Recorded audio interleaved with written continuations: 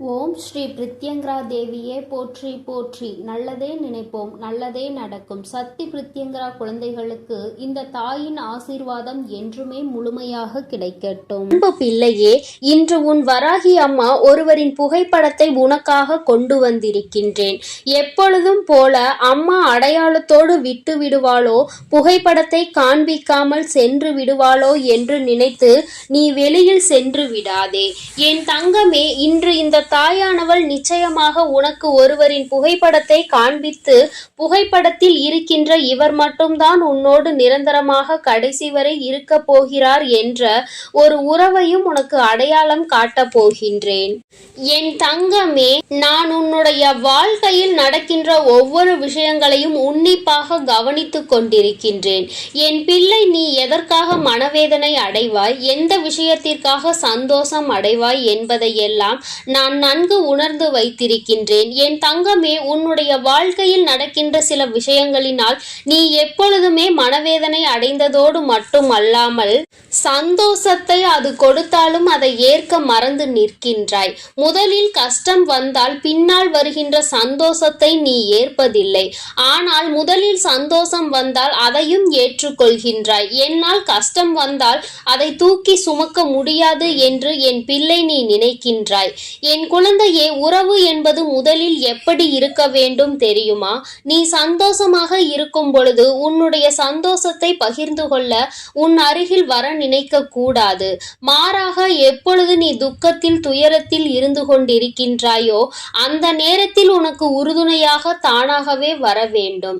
நீ அழைக்காமலேயே அவர்கள் வந்து உனக்கு உதவியினை செய்ய வேண்டும். அப்படிப்பட்ட ஒரு உறவு உனக்கு வாழ்க்கையில் இது நாள் வரையிலும் கிடைத்திருக்கின்றதா? இது நாள் வரையிலும் அப்படிப்பட்ட உறவை நீ பார்த்திருக்கின்றாயா என்று கேட்டால் நிச்சயமாக இல்லை.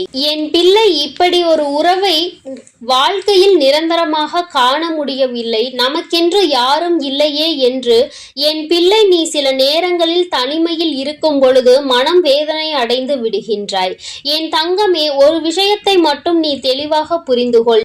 எந்த சூழ்நிலை உன்னை தனிமைப்படுத்தியதோ அந்த சூழ்நிலைதான் உன்னை வாழ்க்கையில் நல்ல நிலைக்கு கொண்டு செல்ல போகின்றது. எந்த உறவுகள் உன்னை ஒதுக்கி வைத்தார்களோ அந்த உறவுகள் முன்னிலையில்தான் நீ வாழ்ந்து காட்டப் போகின்றாய். எப்படி தெரியுமா? நீங்கள் எல்லாம் ஒதுக்கியதன் பலனாகத்தான் எனக்கு இந்த உறவு கிடைத்திருக்கிறது என்று நீ அவர்கள் முன்னால் நெஞ்சை நிமிர்த்தி சொல்லத்தான் போகின்றாய். நீங்கள் எனக்கு நல்லதை தான் செய்திருக்கின்றீர்கள் என்று அவர்களுக்கு நீ நன்றி சொல்ல போகின்ற நேரமும் வந்து கொண்டிருக்கின்றது. என் தங்கமே, உன்னுடைய வாழ்க்கையில் எதையெல்லாம் சாதிக்க வேண்டும் என்று நினைத்து இன்று உன் வாழ்க்கையில் நடக்கின்ற பிரச்சனைகளால் அவற்றையெல்லாம் தொலைத்துவிட்டு நின்று கொண்டிருக்கிறாயோ, அவையெல்லாம் இனி உன் வாழ்க்கையில் நிச்சயமாக ஒரு நல்ல நிலையை எட்டும். அன்று உன் அம்மா நான் சொன்ன வார்த்தை எந்த அளவிற்கு உண்மையாக நடந்துவிட்டது என்பதை நீ உணர்ந்து கொள்வாய். என் தங்க குழந்தையே, உன்னை தனியாக கடைசி வரை தவிக்க விட்டு விடுவேன் என்று நினைத்து விட்டாயா? ஒரு நாளும் உன்னை அப்படி விட வேண்டும் என்று நினைத்தது கிடையாது. இருந்தாலும் உன்னுடைய இத்தனை நாள் ஏக்கத்திற்கு பலனாக ஒரு நிரந்தரமான உறவு ஒன்று உன் வாழ்க்கையில் உனக்கு கிடைத்திருக்கின்றது. என் பிள்ளையே, இப்பொழுது யோசிக்க ஆரம்பித்து விட்டாய். யாராக இருக்கும்? நேற்று நம்மோடு நல்லபடியாக ஒருவர் பேசினாரே, அவராக இருக்குமா? அல்லது இன்று காலையில் ஒருவரை சந்தித்தோமே, அவராக இருக்குமா என்று என் குழந்தையே யோசித்து கொண்டிருக்கின்றாய் அல்லவா? என் தங்கமே, அதிகமாக உன்னுடைய யோசனைகளை சிந்திப்பதை நிறுத்திவிட்டு அம்மா காட்டுகின்ற இவர்தான், அம்மா காட்டுகின்ற இந்த புகைப்படத்தில் இருக்கின்றவர்தான் நிரந்தரமாக உன்னோடு இருக்க போகின்றவர். என் தங்கமே, நீ நினைக்கலாம், அம்மா நீ யாரை வேண்டுமானாலும் காட்டு, ஆனால் எந்த உறவின் மீதும் எனக்கு நம்பிக்கை இல்லை, எந்த நேரத்தில் யார் மனது எப்படி மாறும் என்று சொல்லிவிட முடியாது. இன்று உனக்காக நான் உயிரையே கொடுப்பேன் என்று சொல்கின்றவர்கள் நாளை நான் ஏன் உனக்காக உயிரை கொடுக்க வேண்டும் என்று சொல்கின்றார்கள். இந்த அளவிற்கு தான் இன்றைய சூழ்நிலைகள் இருந்து கொண்டிருக்கிறது. நீ காட்டுகின்ற புகைப்படத்தை பார்த்தால் மட்டும் எனக்குள் நம்பிக்கை வந்துவிடும் என்று நினைக்கின்றாயா என்று என் பிள்ளை நினைப்பது உன் அம்மா நான் நன்றாக உணர்ந்து கொண்டேன்.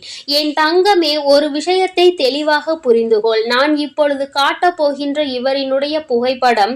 என் தங்கமே, இவர் உன்னுடைய வாழ்நாள் முழுவதும் உன்னோடு பயணிக்கப் போகின்றார்கள். உனக்கு கஷ்டம் என்ற ஒன்று வந்துவிட்டால் துடிதுடித்து போய்விடுவார்கள்.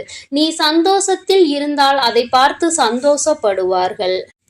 உனக்கு எந்த ஒரு விதமான கஷ்டங்களும் வந்துவிடாமல் பாதுகாப்பு அரணாக எப்பொழுதும் உன்னோடு இருந்து கொண்டிருப்பவர்.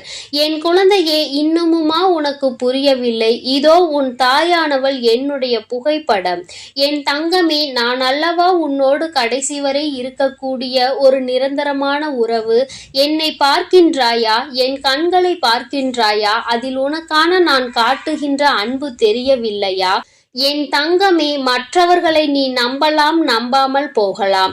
உன் தாயானவளை, என்னை நீ நம்பாமல் இருந்து விடுவாயா?